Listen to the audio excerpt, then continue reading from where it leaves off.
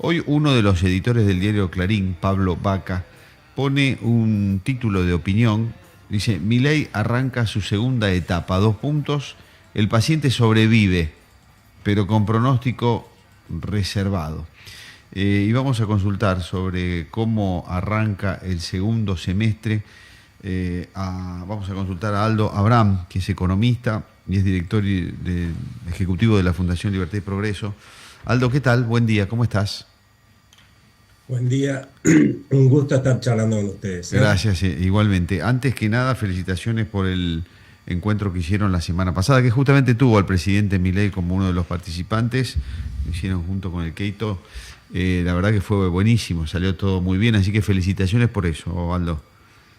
Muchísimas gracias, ¿eh? La verdad que sí, fue un orgullo mi equipo, la verdad se puso la camiseta durante 4 meses, trabajó durísimo para poder lograrlo y bueno, es bueno que saber que a la gente le gustó, que estuvo bien organizado y bien atendido y que además contó con la posibilidad de escuchar a premios Nobel, a Elon Musk, al presidente, a funcionarios como Luis Caputo, Diana Mondino y a Deidre, a un montón de especialistas del exterior y de acá, de la Argentina sobre diversos temas, ¿no? Sí, sí, había Bien. muchos y muy buenos arriba del escenario y había muchos también abajo del escenario. Yo no pude participar, no pude estar o no podía viajar, pero sí buenos amigos míos que estuvieron, y la presencia y la asistencia, incluso abajo del escenario, también fue muy buena, Aldo.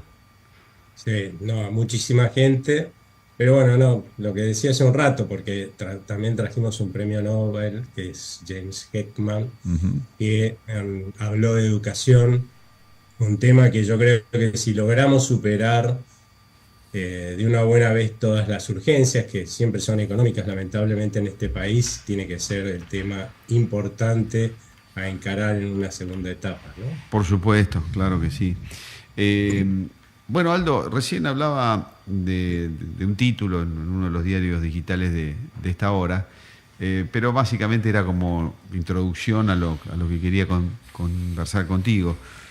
¿Cómo viene el segundo semestre desde el punto de vista económico? Porque incluso, lo digo siempre, con economistas dentro del mismo arco ideológico, hay diferencias. Hay algunos que dicen: mira, esto viene atravesado, y hay otros que dicen: no, no, esto puede salir bien. Contame tu posición, por favor. Mirá, esto puede salir bien y se está demostrando en alguna parte, ¿no? En lo que es la desaceleración de la inflación. Es cierto que ahora va a ser más lenta, pero también es cierto, y después vemos por qué, pero también es cierto cuando muchas veces yo escucho a algunos de mis colegas que no se acuerdan que todos los economistas proyectaban a finales del año pasado una inflación, o a principios de este año, una inflación para el año 2024 que iba a estar bien por arriba de la inflación del año pasado, ¿sí? Incluso llegaban las proyecciones a 280, 300%, ¿no? Claramente la desaceleración de la inflación fue mucho más rápida de la que todos estábamos pensando, me incluyo, ¿sí? Porque nuestras estimaciones estaban entre 180 y 200%, ese era el rango Ujú. que nosotros teníamos de inflación para este año, va a estar abajo del 140%. O sea que hasta ahí lo que podés decir es, hay un primer éxito. Es cierto que el segundo semestre no va a bajar tan rápido, pero eso tiene una explicación que es lógica.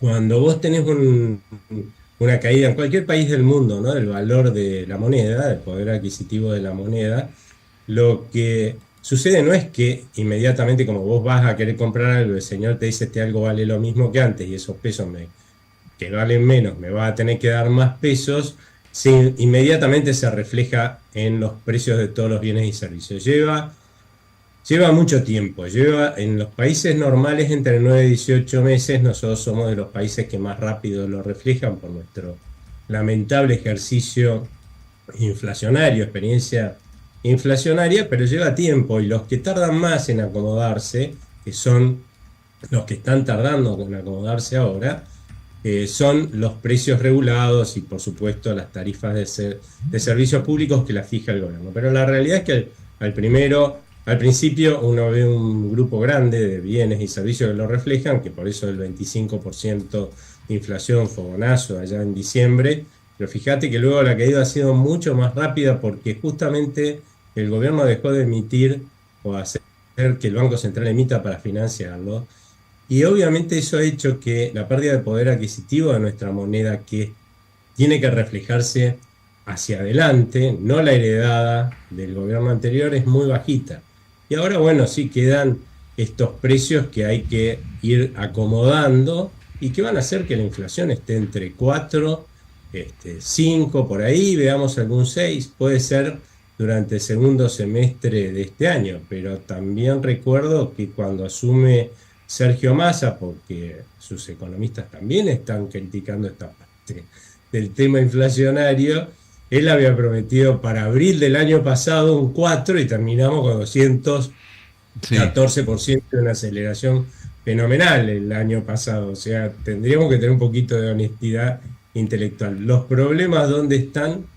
Los problemas podemos identificarlos en todo caso en lo que hace a la recesión, ¿no? Claro, Que claro, es el exactamente. problema a resolver. Ujú. Sí, ese era el otro tema que quería conversar contigo, el tema de la recesión. Ayer conocimos un informe del fondo que dice que la recesión puede ser larga, que es algo que estábamos viendo todos en general, que esto podía hacerse un poquito más largo de lo ideal. En realidad no hay una recesión que tenga una duración ideal, pero digo, si el costo es bajar la inflación, bueno, bancamos un poco, qué sé yo, y ahora tenemos que empezar a pensar en cómo levanta esto, cómo puede levantar. Una aclaración que te hago, Sí. la inflación no se baja con recesión. No, no, El no. motivo por el que bajó la inflación, no, porque lo dice mucha gente y es un error, es porque el Banco Central, desde el día 1 que asumió este gobierno, sí, y hasta que vio que empezó a aumentar un poco la demanda de pesos, la verdad es que no emitió casi, emitió muy poco, entonces eso hizo bajar la inflación.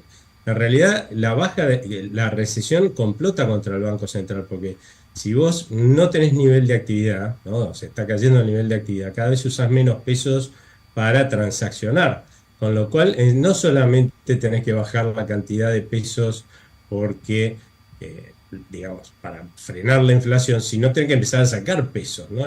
Complica la vida al Banco Central, es justamente al revés, pero bueno, hay un error conceptual ¿Y generalizado, cómo se sale de esta ¿no? situación recesiva, Aldo? Mira, para eso hay que entender cómo entramos en esta recesión, ¿no? Y ahí también vas a ver que no tiene nada que ver una cosa con la otra. En esta recesión entramos en el cuarto trimestre del año pasado y eso se debe a que todo el segundo semestre nosotros estuvimos esperando que venga una crisis, y encima una crisis hiperinflacionaria, y eso en forma creciente, ¿no?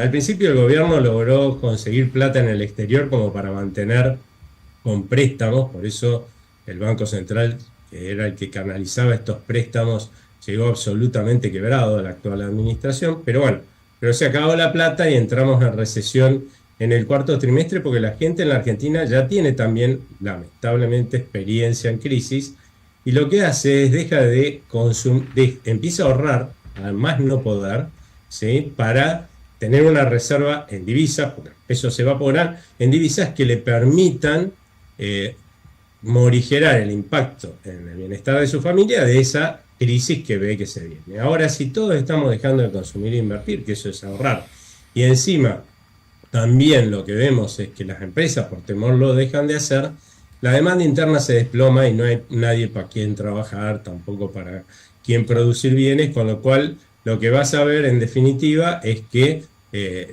caes en una recesión. ¿Cómo se sale de una recesión? Y esa es la partecita que nos está faltando, cambiando esas expectativas. Esto también que te estoy contando no es que pasa acá en la Argentina, pasa en todos los países del mundo, igual que lo que te conté de la inflación. Y para cambiar las expectativas, lo que hay que hacer es decirle a la gente que se va a cumplir con lo que votó, que el 19 de noviembre dijeron mayoritariamente cambiemos de rumbo, o sea, no vayamos a una crisis. Y acá, ¿cuál es el problema? Que eso ya no depende tanto de un presidente en una democracia republicana, porque los presidentes pueden cambiar pocas leyes y en determinadas circunstancias, y los rumbos económicos y políticos se fijan con leyes. Así que esa es la responsabilidad del Congreso, y ahí es donde estamos viendo el gran problema, porque no es vos vas en el Titanic, ¿no? Y ves que la tripulación se pone a discutir, ¿sí? Allá viene el iceberg, ¿no? Y una partecita de la tripulación dice, bueno, agarremos el timonel y cambiemos el rumbo, ¿no? Y empieza a tirar para cambiar del rumbo, y del otro lado la mayoría de la tripulación para sostener el rumbo, y te vas a tragar igual el iceberg. Ese es el gran problema que tenemos en la Argentina. Y hasta ahora lo que hemos visto, ¿sí?, es cero del lado del Congreso en términos de demostrar vocación de cambio de rumbo, porque les recuerdo a algunos que ya están dando por hecho que hay una ley o hay un paquete de leyes aprobado que ha vuelto a la Cámara de Diputados, ¿sí? O sea, todavía no se sancionó nada. Es el primer gobierno de la democracia que no le sanciona ninguna ley en sus primeros 6 meses. O sea, si eso no es muestra de falta de voluntad de cambio de rumbo. Ahora, yo te pregunto, si todos veníamos dejando de consumir e invertir, las empresas dejando de invertir justamente para ahorrar por si se viene una crisis, si vos ves que la tripulación, ¿sí?, se sigue peleando y no cambia el rumbo, ¿no es cierto? ¿Vos vas a cambiar tu actitud?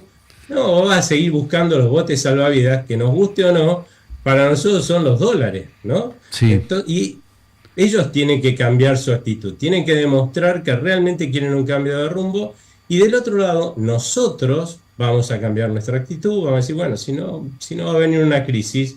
Antes salíamos a comer con mi mujer 2 veces por mes, porque era el gusto que nos dábamos, lo dejamos de hacer, lo hagamos, o no pintamos la casa porque teníamos miedo, pues la pintemos, entonces llamamos al pintor, y alguna empresa empezará a invertir, y bueno, y así un poco uno gastando va generando como una bola de nieve que tirás desde arriba de la montaña, pega cada vez más nieve, y se vuelve una recuperación fuerte, que es lo que necesita la Argentina. Pero nosotros necesitamos que primero nuestros políticos, o por lo menos la mayoría de ellos, cambien de actitud para que nosotros cambiemos la nuestra. Del lado del Poder Ejecutivo, lo que va a ser bueno en este sentido va a ser la incorporación de Sturzenegger y todo el paquete que dice traer de desregulación, Aldo. Sí, nosotros hemos colaborado con Federico Sturzenegger en ese paquete de desregulación. Les recuerdo que acá hay mucha gente tratando de ayudar a que esto salga bien, y gente que la verdad no era del partido de Javier Milei, ¿no? Porque sí, nosotros ayudamos a todos los partidos de la oposición a armar sus programas, porque teníamos un programa de gestión que desarrollamos durante 13 años, así que los venimos asesorando durante mucho tiempo antes, en Libertad y Progreso, de las elecciones de mediados del 2022. Y bueno, de hecho, ayudábamos y colaboramos con Federico Sturzenegger porque estaba armando este paquete para Patricia Bullrich. Y bueno, es muy bueno el paquete, es muy bueno el trabajo que él ha hecho, muy extenso, extenuante, además de extenso, porque es cambiar 3.000 leyes que le hacen imposible la vida a los argentinos y a los emprendedores que quieren hacer algo o crear algo en la Argentina, que es lo que hay que facilitar, ¿no? Que la gente que quiere trabajar, que quiere emprender, que quiere crear en nuestro país, lo haga en forma sencilla, no complicarle la vida, para que primero que nada lo haga acá, porque se están yendo todos, ¿no?, de nuestro país los que quieren emprender, y de esa forma nos den más bienestar y más empleo a todos los argentinos, ¿no? Porque de eso dependemos, de que haya gente que emprende, genera empresas, crea, para que justamente se armen más compañías que estén tomando gente y nos puedan pagar mejores sueldos a todos los argentinos, ¿no? Aldo, de ese paquete de regulación que tiene Sturzenegger, ¿qué porcentaje, para tomar dimensión, no tiene que ser exacto ni nada, tiene que pasar también por el Congreso para anular leyes, y qué cosas pueden hacerse directamente desde el Ejecutivo, en términos gruesos, como diciendo la mitad o el 90%? No, la gran mayoría. Porque acá los argentinos tenemos un problema, y ese es no identificamos quién es el responsable de cada cosa en una democracia republicana, porque como tenemos mentalidad caudillista, ¿sí? Eso desde la colonia viene, es una cultura que realmente nos está complicando las cosas, no solamente acá en la Argentina, sino en toda Latinoamérica que tiene esa mentalidad caudillista. Nosotros cuando vamos a votar, lo que hacemos es votar un presidente que va a hacer milagros y va a resolver todas las cosas. Y el tema acá es que gracias a Dios en la Argentina tenemos una democracia republicana, no una dictadura como tiene Nicaragua, Venezuela y así les van, ¿no? Entonces, ya cuando uno tiene una democracia republicana, la cantidad de leyes que puede cambiar un presidente es muy poquita. Y encima, como dije hace un rato, en determinadas circunstancias. Las leyes que hay que cambiar para hacer esta regulación, la realidad es que las que se podían cambiar o pensaron que se podían cambiar por decreto de necesidad y urgencia ya se cambiaron. Es más, una parte de la justicia todavía está discutiendo si es factible cambiarlas por un decreto de necesidad y urgencia. Todo el resto, la verdad es que hay que cambiarlas en el Congreso, pero bueno, irán pasando porque cuando se vea que el primer paso que uno da desde el Congreso, que será chiquito, no el salto de la ley bases original, ¿no? Pero bueno, será pequeño, pero demos un primer paso en el sentido correcto, genera más actividad y bueno, cada vez habrán más legisladores, espero yo, convencidos de la bondad de liberar las fuerzas, el trabajo, la creatividad y el emprendedurismo de los argentinos. Y para eso te doy un pequeño ejemplo. Durante ¿cuántos años? 6, 7 años tuvimos asociaciones de inquilinos que no representaban a nadie, convenciendo a nuestros legisladores que hicieron 3 leyes, ¿sí? Cada una peor que la otra, para protegernos, hasta dejar a los argentinos sin la posibilidad de alquilar una vivienda. Y ahora que le dieron la libertad a la gente para que pueda negociar, hay un boom de alquileres, ¿sí? Y además otra cosa notable, durante todo ese periodo que querían bajar los alquileres, subió, pero impresionantemente el valor de los alquileres, ¿sí? Y ahora que la gente puede negociar en términos, obviamente, sin la inflación, sacándole la inflación, están bajando los alquileres. ¿Por qué no empezamos a confiar un poquito más en la madurez de los argentinos? Nosotros somos gente grande ya, sí, ¿no? Sí. O sea, no necesitamos papitos que vengan a protegernos, les aviso a los políticos. Claro. Aldo, siempre un gusto conversar con vos. Gracias por este tiempo y todas estas explicaciones. Muchas gracias a ustedes, que tengan muy buen día. Gracias, igualmente. Adiós, hasta luego. Bueno, era Aldo Abrán con quien conversábamos, economista profesional, director ejecutivo de la Fundación Libertad y Progreso. Buena